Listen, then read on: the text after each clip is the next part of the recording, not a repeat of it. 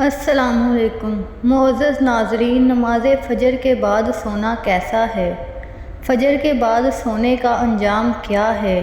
نماز دین اسلام کا دوسرا اہم رکن ہے۔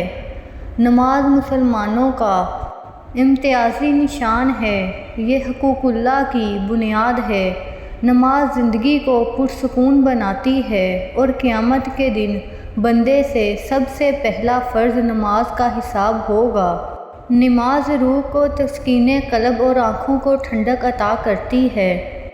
حضرت ابو ہریرہ رضی اللہ عنہ سے روایت ہے کہ نبی کریم صلی اللہ علیہ وسلم نے فرمایا، جب کوئی سوتا ہے تو شیطان اس کے سر پر 3 گرے باندھتا ہے اور ہر گرے پر یہ دم کرتا ہے کہ بڑی لمبی رات ہے، سو جا۔ اب اگر بیدار ہو جاتا ہے تو وہ اللہ کا نام لیتا ہے اور ایک گرہ کھل جاتی ہے، پھر جب وہ وضو کرتا ہے تو دوسری گرہ بھی کھل جاتی ہے۔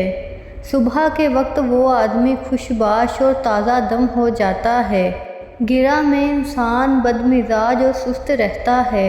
شیطان انسان کا کھلم کھلا دشمن ہے۔ وہ یہ جانتا ہے کہ انسان کسی قسم کی بھلائی حاصل نہ کر سکے، کیونکہ وہ صبح کی نماز اور اس کی برکات سے واقف ہے۔ اس لیے وہ انسان کو نماز سے روکنے کی پوری کوشش کرتا ہے۔ ہم سب جانتے ہیں خود کو بستر سے اٹھانے اور وضو کرنے تک ہمیں کس قدر مسئلہ دیکھنے کو ملتا ہے، دشمن کا مقابلہ کرنا پڑتا ہے، اور اگر انسان نماز شروع کر دیتا ہے تو یہ تمام گرہیں کھل جاتی ہیں۔ نبی کریم صلی اللہ علیہ وسلم نے فرمایا، اللہ تبارک تعالیٰ نے میری امت کی برکت صبح کے وقت میں رکھی ہے۔ بالکل ابتدائی وقت میں فجر کے بعد کاموں کا آغاز کر دیں، اس میں خیر و برکت ہوگی، صحت میں برکت ہوگی، وقت میں برکت ہوگی، رزق میں برکت ہوگی۔ کچھ لوگ تو فجر کی نماز ہی نہیں پڑھتے، کیونکہ فجر کے وقت آدمی کے اندر بہت زیادہ غفلت ہوتی ہے، آدمی گہری نیند میں ہوتا ہے، اٹھنا مشکل ہوتا ہے۔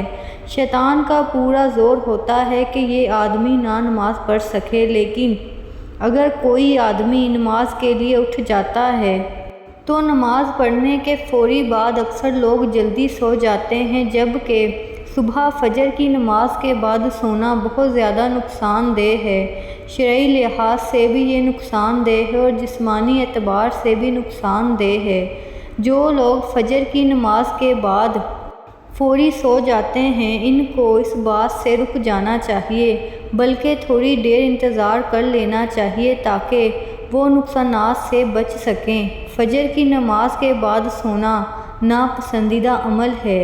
علماء کرام نے اس سے منع کیا ہے۔ فجر کی نماز کے بعد سونا حرام تو نہیں، لیکن ناپسندیدہ عمل ہے۔ اگر کسی حالات میں بہت زیادہ تھکاوٹ ہو تو سو جائیں۔ اب صبح فجر کی نماز کے بعد جلدی سونا، اس میں کیا نقصان ہے؟ اس کا جسمانی نقصان یہ ہے کہ صبح فجر کے بعد سورج نکلنے تک ایک ایسا وقت ہوتا ہے جس کے اندر ایک خاص قسم کی ہوا ہوتی ہے۔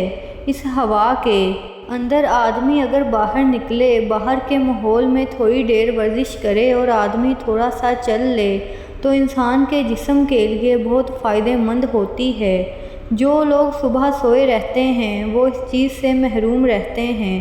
اور صبح فجر کی نماز کے بعد فوری سونے کا ایک اور نقصان یہ بھی ہے کہ جو آدمی فجر کے بعد فوری سو جاتا ہے، اس کا ذہن کمزور ہو جاتا ہے، اس کو کوئی چیز یاد نہیں رہتی، یادداشت کے اندر کمی آ جاتی ہے۔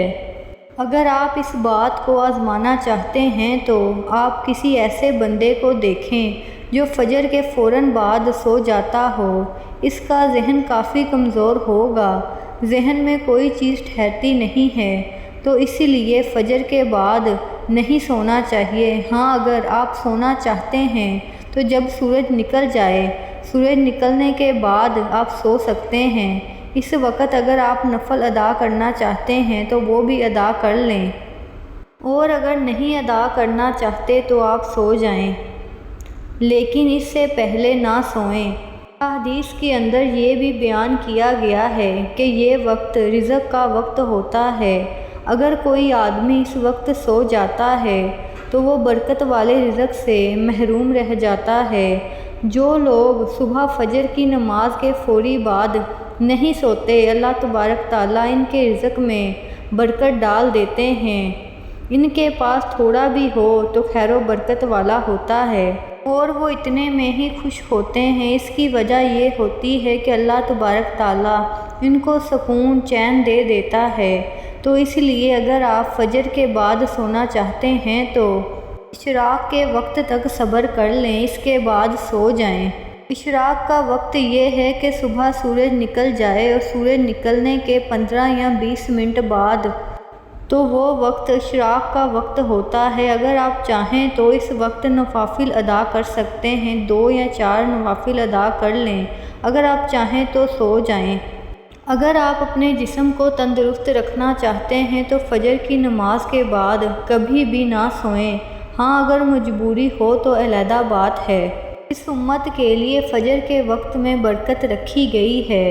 یہ بلا شبہ ایک حقیقت ہے کہ فجر کا وقت نیند اور غفلت کا وقت ہے، اور یہی غفلت اور نیند عام طور پر نماز فجر میں کوتاہی کا سبب بنتی ہے۔ مگر اللہ تبارک تعالیٰ کی ایک عجیب رحمت ہے کہ جب عمل میں ذرا سی مشکل اور مشقت ہوتی ہے تو اس پر اجر و ثواب بڑھا دیا جاتا ہے، اور نماز فجر کی عظمت بھی زیادہ ہے۔ اس عظمت کے سلسلے میں علماء کرام نے لکھا ہے کہ نماز فجر وہ عظیم اور عالیشان نماز ہے کہ جو اس دنیا میں سب سے پہلے ادا کی گئی تھی، جس کی حضرت آدم علیہ السلام نے سب سے پہلے اس کو اس وقت ادا کیا تھا جب آپ علیہ السلام جنت سے دنیا میں تشریف لائے تھے۔ روایت ہے کہ جس نے صبح کی ٹھنڈی رکعتیں پڑھی وہ جنت میں داخل ہو گیا۔